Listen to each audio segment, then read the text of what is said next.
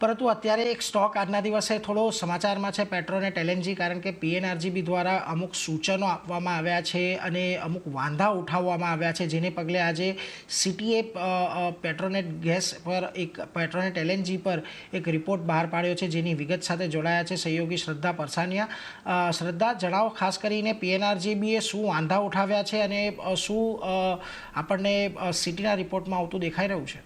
જી, તો આજે petroleum LNG પર સિટીનો એક રિપોર્ટ આવ્યો છે. તેમણે વેચાણની સલાહ આપી છે અને ટાર્ગેટ ઘટાડીને 310 કર્યો છે.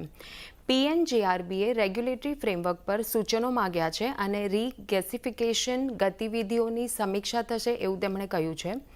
પીએનજીઆરબીએ વધતી કિંમતો પર વાંધો ઉઠાવ્યો છે અને યોગ્ય કિંમતો માટે પીએનજીઆરબીએ સૂચનો માંગ્યા છે, કારણ કે તેઓ ઈચ્છે છે કે પ્રાઇઝિંગ વ્યાજબી રહે. અને પીએનજીઆરબી એટલે કે petroleum and natural gas regulatory board, તેમણે કહ્યું છે કે ગેસ ગ્રાહકો પાસેથી વધુ નફો રળવા પર તેમણે વાંધો વ્યક્ત કર્યો છે અને ક્ષમતા વધારાનો લાભ ગ્રાહકો સુધી નથી પહોંચ્યો એવું તેમનું માનવું છે અને વધેલા વોલ્યુમનો પણ લાભ ગ્રાહકો સુધી નથી પહોંચ્યો એવું તેમનું માનવું છે. તો આ રીતે આજે પેટ્રોનેટ એલએનજી પર સિટીનો આપણને રિપોર્ટ આવતો જોવા મળ્યો છે. જી.